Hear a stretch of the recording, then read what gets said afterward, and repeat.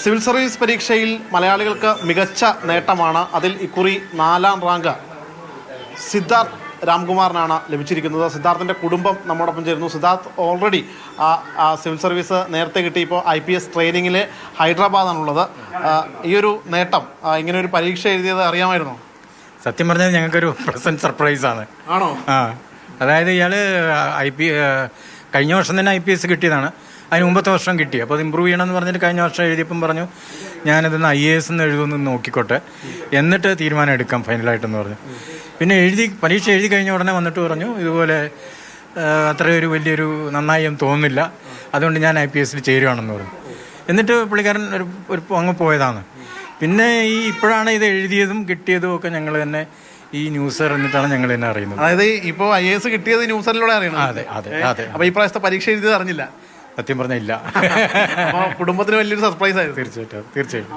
എങ്ങനെയായിരുന്നു? അതായത് 2019 തോന്നുന്നു ഈ സിവിൽ സർവീസിലേക്ക് എഴുതാൻ തുടങ്ങുന്നു. ആദ്യഘട്ടത്തിൽ പ്രിലിമിനറി പോലും കടന്നില്ല, പിന്നീടാണ്. അപ്പോൾ ഒരു നല്ലൊരു ചിട്ടയായ പരിശീലനം തന്നെയായിരുന്നു. കുറേ വർക്ക് ചെയ്തിട്ടുണ്ട്, പക്ഷെ കൂടെ കളിയും ക്രിക്കറ്റും എല്ലാം ഉണ്ടാവും, എല്ലാ ആക്ടിവിറ്റീസൊക്കെ ഉണ്ടാവും. പക്ഷെ നല്ലോണം മണിക്കൂർ വർക്ക് ചെയ്തിട്ടുണ്ടാവും. ഈ സിവിൽ സർവീസിൽ ആദ്യഘട്ടത്തിൽ ആദ്യ റാങ്ക് എത്രയായിരുന്നു സിദ്ധാർത്ഥിന് കിട്ടിയത്? റിസർവിലാണ് അല്ലേ? റിസർവില് ടെലികോം ചേർന്നതാ. ടെലികോമിൽ നിന്ന് തന്നെ പിന്നീട് ഒരു 9 മാസം അതിലുണ്ടായി. പിന്നെയാണ് അയാൾ IPS കിട്ടിയത്. IPS കിട്ടി. അപ്പൊ IPS കിട്ടുമ്പോൾ റാങ്ക് എത്രയായിരുന്നു? 189. അതിനുശേഷം കഴിഞ്ഞ വർഷവും വീണ്ടും ബെറ്റർ ചെയ്യാന്ന് ചോദിച്ചു നോക്കി. അപ്പൊ 121 ആയി. ആ 121 ഇപ്പോ 4th അത് കഴിഞ്ഞിട്ട് നമുക്ക് അറിയില്ല. പിന്നുള്ളത് നമുക്കിത് അറിയില്ല. ഇപ്പൊ ഈ 4th എത്തിയപ്പോ എന്താ നിങ്ങളുടെ ഒരു? ഞങ്ങൾക്ക് സ്വാഭാവികമായിട്ടും അതിൽ സന്തോഷം തന്നെയാണല്ലോ. കാരണം പുള്ളിക്ക് വളരെ ആഗ്രഹം ഉണ്ടായിരുന്ന സംഗതിയാണ്.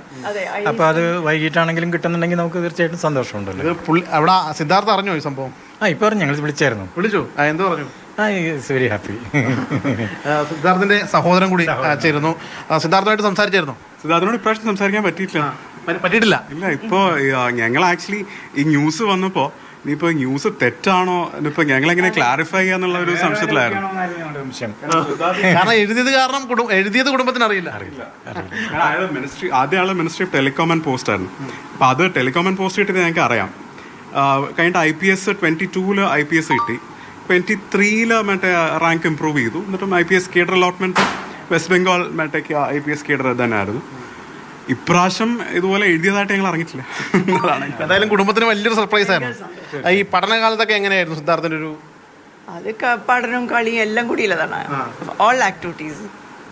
ഓൾറൗണ്ടർ ടൈപ്പാണ്. അതുകൊണ്ട് തന്നെയാണ് 4ാം റാങ്ക് കിട്ടിയത്. നല്ല ജോളി ആയിട്ടുള്ള ആളാണ് എപ്പോഴും. ക്രിക്കറ്റാണ് ഒരു പാഷൻ. ഇതല്ലാതെയുള്ള ക്രിക്കറ്റിൽ സ്കൂളിൽ അതിൻ്റെ ക്യാപ്റ്റനൊക്കെ ആയിരുന്നു. അപ്പോൾ വളരെ കാലമായിട്ട് ഈ ക്രിക്കറ്റ് കളിക്കണം, സ്റ്റേറ്റ് ടീമിൽ കയറണം എന്നൊക്കെ പറഞ്ഞു. അന്ന് ഞങ്ങളാണ് ഡിസൈഡ് ചെയ്ത് പറഞ്ഞില്ല, അതിലൊക്കെ ചാൻസസ് വളരെ കുറവാണ് മുകളിലോട്ടൊക്കെ എത്താനൊക്കെ ഉള്ളത്. പഠിക്കുക ആദ്യം, എന്നിട്ട് പിന്നീട് നോക്കാം എന്നൊക്കെ പറഞ്ഞിട്ട് അങ്ങനെ ഇതിലോട്ട് വന്നത്. ഇപ്പോഴും ക്രിക്കറ്റിനോടുള്ള ഇത് പോയിട്ടില്ല, കമ്പം പോയിട്ടില്ല. എന്തായാലും വലിയ ഒരു പ്രതീക്ഷ തന്നെയാണ്. പ്രത്യേകിച്ച് കുടുംബത്തെ സംബന്ധിച്ചിടത്തോളം കുടുംബത്തിന് ഒരു സർപ്രൈസാണ് ഈ ഒരു റാങ്കിലൂടെ സിദ്ധാർത്ഥ നൽകിയിരിക്കുന്നത്. മികച്ച നേട്ടം തന്നെയാണ് 4ാം റാങ്ക്. നിലവിൽ സിദ്ധാർത്ഥ് ഇപ്പോൾ IPS ട്രെയിനിങ്ങുമായി ബന്ധപ്പെട്ട് ഹൈദരാബാദാണ്. ക്യാമറമാൻ മനോജ് മാടശ്ശേരിക്കൊപ്പം ശ്യാമപ്രസാദ് ഉത്തമൻ, മാതൃഭൂമി ന്യൂസ്, കൊച്ചി.